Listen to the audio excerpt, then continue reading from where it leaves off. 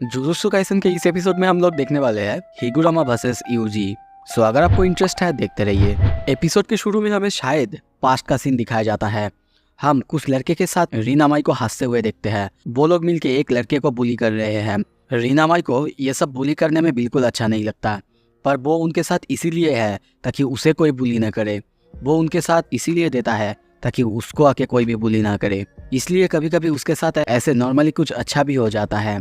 पर वहीं पे और एक लड़का था जिसे कि ये सब बिल्कुल पसंद नहीं था। वो किसी और स्कूल से आया था और वो आके उन सबको रोकने की कोशिश करता है। वो जूनियर हाई स्कूल का लड़का यानी यूजी इतादोरी था। वो आके उन सबको ये सब रोकने के लिए कहता है, पर उसकी बात ना मान के वो सारे लड़के उसके पीछे पड़ जाते हैं और उसे मारने के लिए दौड़ते हैं। पर यूजी आसानी से उन सबको एक ही बार में नॉकआउट कर देता है। ये सब देख के रीन बहुत ज़्यादा चौंक जाता है और पहले तो बहुत ज़्यादा डर जाता है।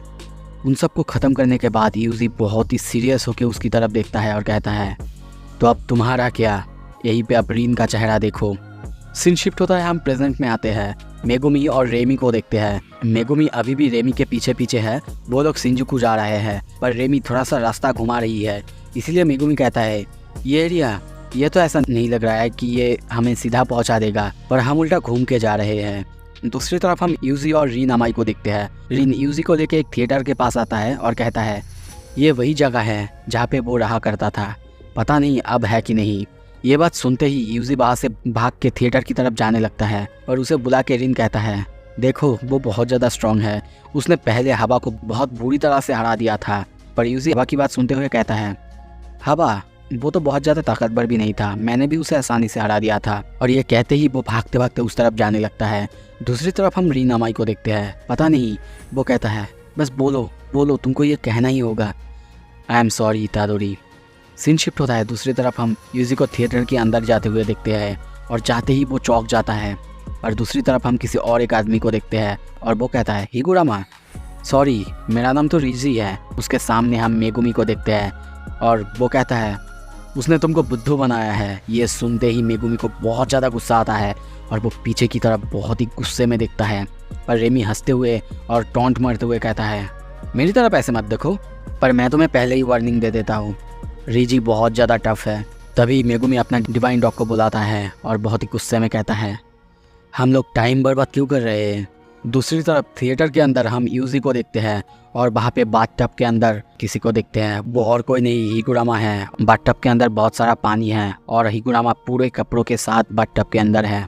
यूजी उसे देखते ही पहले तो बहुत ज़्यादा अजीब महसूस करता है, समझ नहीं पाता कि वो क्या कहेगा। पर तभी कहता है, तुम हिगुरामा हो राइट? मुझे वैसे तुमसे कुछ बात करनी है। पर उसे रोकते हुए हिगुरामा कहता है, नहीं नहीं रुको रुको, मैं एक लॉयर हूँ, मुझसे बात करने के लिए तुम्हें आधे घंटे में 5,000 करके देना होगा। ये सुन के यूजी पूरी तरह से चौंक जाता है। पर तभी हिगुरामा कहता है, आई एम जोकिंग। पर उसे देखते हुए यूजी तभी सोचता है, वो रीइंकार्नेट हुआ सॉर्सरर नहीं है, वो मॉडर्न डे का सॉर्सरर है, तो इसीलिए शायद हो सकता है मैं उससे डील कर सकता हूँ। तभी वो उसे समझाने लगता है, उसे उसका पॉइंट चाहिए ताकि वो इस कलिंगम के रूल को चेंज कर सके। पर हिगुरामा को ये बिल्कुल मंजूर नहीं था, क्योंकि उसे ये कलिंगम के रूल्स मंजूर थे और वो चाहता था ये सारे रूल्स ना बदले। बहुत कोशिश करने के बाद भी हिगुरामा अपने बातों से नहीं हिलता और इसीलिए यूजी अपने कर्स टेक्निक को एक्टिवेट करते हुए कहता है, प्लीज़ मुझे अपने 100 पॉइंट्स यूज़ करने दो हिगुरामा। और तभी हम हिगुरामा को देखते हैं, वो अपने बाथटब से धीरे धीरे बाहर निकल रहा है और उसके पीछे हम एक शिकिगामी को देखते हैं और उसके हाथ में हम गैबेल को अपेयर होते हुए देखते हैं। उसके साइड में पीछे शिकिगामी को देख के यूजी पूरी तरह से चौंक जाता है और उससे लड़ने के लिए रेडी होता है। वो सोचने लगता है, उसने 100 पॉइंट्स कलेक्ट किए, मतलब उसने बहुत सारे कर्स स्पिरिट्स और 20 सॉर्सरर्स को मारा होगा, इसीलिए मुझे रेडी रहना होगा उसके किसी भी अटैक के लिए।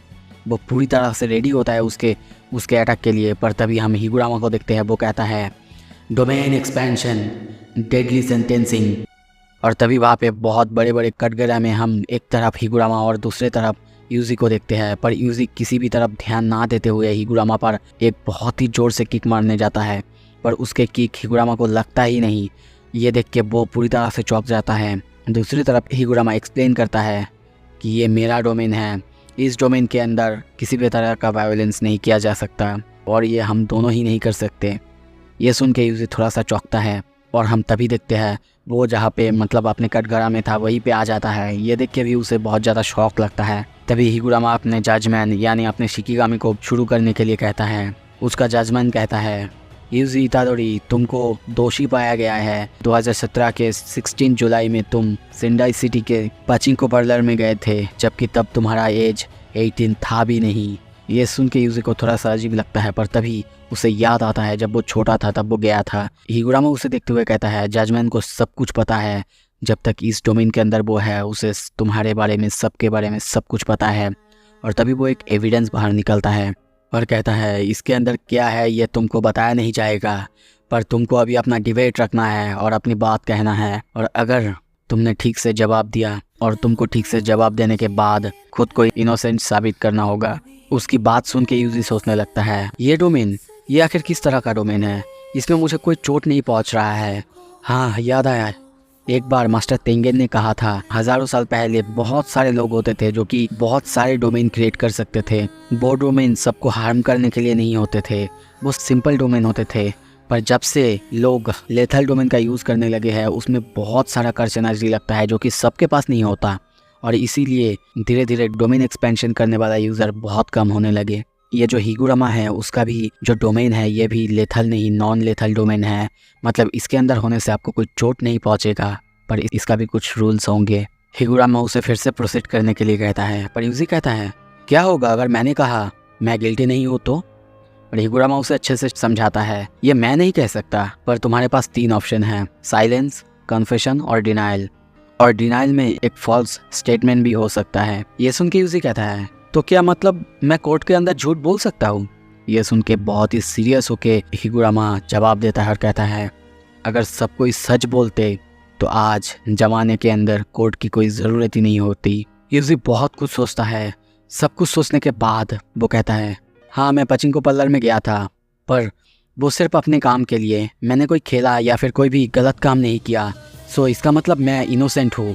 उसकी बात सुन के हिगुरामा अपना एविडेंस पेश करता है, जिसमें हम देखते हैं उसके पास जो एविडेंस है उसमें बाहर के सीसीटीवी की एक फुटेज है जिसमें हम क्लियर तरीके से देख सकते हैं यूजी बाहर से मशीन से कैश एक्सचेंज कर रहा है। इसी के साथ यूजी पूरी तरह से गिल्टी साबित हो जाता है। और तभी पीछे से जजमैन यानी शिकिगामी कहता है, गिल्टी, कॉन्फिकेशन।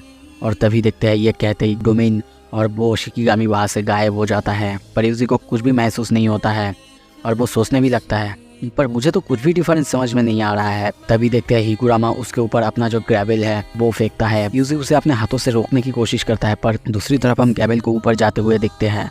हिगुरामा यूजी के पास आके उसके ऊपर हमला करता है, पर तभी उसके हाथ में ग्रेवल आता है और हम देखते हैं उसकी साइड वो अपने कर्स एनर्जी के मदद से बड़ा कर लेता है और उससे यूजी को बहुत ही ज़ोर से हिट करता है, जिससे यूजी को थोड़ा सा चोट आता है। और वो तभी कहता है, ग्रेवल, क्या उसको वो डिसअपीयर करा सकता है और साथ ही में उसका साइज वो भी चेंज करा सकता है। और सबसे बुरी बात, मैं अपनी कर्स एनर्जी इसको कंट्रोल नहीं कर पा रहा हूँ। और तभी देखते हिगुरामा भी मानता है कि यूजी बहुत ज़्यादा टफ है और इसीलिए वो अभी तक टिक पाया है। हिगुरामा फिर से अपना हमला चालू करता है। वो एक के बाद एक यूजी के ऊपर हमला कर ही जा रहा है। वो ग्रेवल को एक हाथ से दूसरे हाथ में ट्रांसफ़र किया जा रहा है और यूजी के ऊपर एक के बाद एक हमला कर रहा है। यूजी किसी तरीके से उसकी सारे हमले को डॉच कर रहा है, पर फिर भी उसे चोट लगता है। और उसकी ऐसी ताकत, ऐसी डॉच करने की क्षमता देख के हिगुरामा बहुत ही ज़्यादा इम्प्रेस होकर सोचने लगता है, क्या ये उसका टैलेंट है?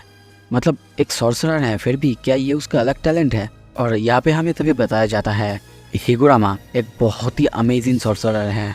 मतलब उसने सिर्फ अपने कर्स एनर्जी को एनालाइज करके अपने डोमेन को एक बेसिक डोमेन बनाना सीख लिया है। और दूसरी तरफ सिर्फ 12 दिन हुए हैं उसे उसकी पावर को जगे हुए। अभी उसका पावर कम से कम एक ग्रेड 1 लेवल के सॉर्सरर जितना ताकतवर हो चुका है। और तभी वो यूजी को देखते हुए कहता है, लगता है तुम कर्स एनर्जी का यूज़ नहीं कर पा रहे हो। यूजी कहता है, बिल्कुल नहीं, इसके लिए तुम्हारा बहुत बहुत शुक्रिया। उसकी बात सुन के फिर से हिगुरामा सोचने लगता है, क्या ये जो कॉन्फ़िगरेशन है इसकी वजह से उसकी सारी कर्स टेक्निक चला गया है और फिर भी अब तक वो मेरे सामने खड़ा हुआ है। सच में ये आखिर है क्या? इसके पास जो रॉ स्ट्रेंथ है वो सच में बहुत ज़्यादा है। उसके पास अब कोई कर्स एनर्जी नहीं है। और नॉर्मली ऐसा एवरेज अगर कोई सॉर्सरर होता, उसके कर्स एनर्जी जाना उसके सबसे बड़े वीकनेस होता है। मतलब उसके कर्स एनर्जी अगर उसके बॉडी से चला जाता तो वो खुद भी बहुत ज़्यादा वीक होता है। मैं बिल्कुल ढील नहीं देने वाला। हो सकता है अगर मैं थोड़ा सा भी ढील दूंगा तो वो मुझे ट्रिक करना शुरू करे। मैं अब अपनी पूरी ताकत से उससे लड़ूंगा। और तभी देखते हैं वो अपने ग्रेवेल को बहुत ही लंबा एक छड़ी में बदल लेता है और उससे यूजी पर हमला करने लगता है और एक के बाद एक हमला करे ही जा रहा है। यूजी को देखते हैं वो भी किसी तरीके से इधर उधर होके उसके हमले को डॉज कर रहा है और तभी वो उसके पास जाके उसके ग्रेवेल को पकड़ लेता है, पर फिर भी हिगुरामा अपने आप को छुड़ा लेता है। और तभी हम देखते हैं यूजी के सामने उन दोनों के बीच में वो बाथटब, और यूजी उस बाथटब को एक जोर से किक मारता है जिससे हम देखते हैं वो हिगुरामा के तरफ जाने लगता है। पर हिगुरामा ग्रेवेल की मदद से एक ही बार में उस पूरे बाथटब को एकदम से तहस नहस कर देता है और तभी इंस्टेंटली हम देखते हैं वो अपने ग्रेवेल को बहुत ही बड़ा साइज़ में कर लेता है और यूजी के ऊपर बहुत ही ताकत से मारता है। पर ये भी यूजी रोक लेता है। ये देख के हिगुरामा पूरी तरह से इम्प्रेस और सोचने लगता है मुझे ऐसा लग रहा है जैसे कि मैं एक अनब्रेकेबल डॉल से लड़ रहा हूँ। पर दूसरी तरफ यूजी की हालत अभी बहुत ज़्यादा ख़राब हो रहा है। वो सोचने लगता है नहीं नहीं नहीं नहीं, ये बहुत बुरा है, ऐसा नहीं हो सकता, ऐसे में कब तक रह पाऊँगा, सोचो सोचो कुछ तो सोचो। तभी उसे हिगुरामा की बात याद आता है, उसकी कर्स टेक्निक जो कि है कोर्ट ट्रायल। और तभी चिल्ला के हिगुरामा को कहता है हिगुरामा मैं फिर से रीट्रायल चाहता हूँ। और तभी इंस्टेंटली हम देखते हैं फिर से रीट्रायल चालू होता है, फिर से डोमेन चालू होता है और दोनों को फिर से कटघरे में देखते हैं। ये देख के हिगुरामा कहता है ओह तो अब तुम समझ रहे हो हाँ। दूसरी तरफ यूजी की हालत अब बहुत ख़राब है। वो सोच रहा है ये बहुत बहुत बुरा था, मैं मरने ही वाला था। और तभी वो हिगुरामा की तरफ देखते हुए चिल्ला के कहता है जजमेंट ने मुझे सज़ा दी थी, उन्होंने डिक्लेयर किया था कि मैं गिल्टी हूँ, मैंने ये एडमिट कभी नहीं किया था। इसका मतलब मेरी रीट्रायल की बात जजमेंट को मानना ही होगा। मैं एक फिर से रीट्रायल और ये सब फिर से करना चाहता हूँ। और तभी देखते हैं सब कुछ फिर से चालू होता है। जजमेंट कहता है यूजी इतादोरी तुम्हें गिल्टी पाया गया है शिबुया के अंदर बहुत ज़्यादा मास मर्डर करने के लिए, जो कि 31 दिसंबर 2018 को हुआ था। ये सुनते ही यूजी का कान, यूजी का बॉडी जैसे सुन पड़ जाता है। वो बस चुप हो जाता है, उसकी आंखें बड़ी छोटी होने लगता है, चारों तरफ जैसे सन्नाटा हो जाता है और कुछ भी ना सोचते हुए वो कहता है हाँ मैंने ही किया, मैं झूठ नहीं बोल रहा हूँ और मैं ये डिनाई भी नहीं कर रहा हूँ, ये मैंने ही किया। उसकी ये बात सुन के हिगुरामा बहुत ज़्यादा चौंक जाता है, यूजी की आँख की तरफ देखने लगता है। और तभी जजमैन बहुत ही ज़ोर से चिल्ला के कहता है गिल्टी, तुम्हें गिल्टी ठहराया जाता है और तुम्हारा सज़ा है डेथ पेनल्टी। यूजी ये सुन के बहुत ज़्यादा सीरियस होता है पर कोई रिएक्ट नहीं करता। सो इसी के साथ दोस्तों ये एपिसोड यहाँ पे ख़त्म होता है। अगला एपिसोड जल्दी आएगा। देखने के लिए मेरे चैनल को सब्सक्राइब कीजिए। Thank you so much.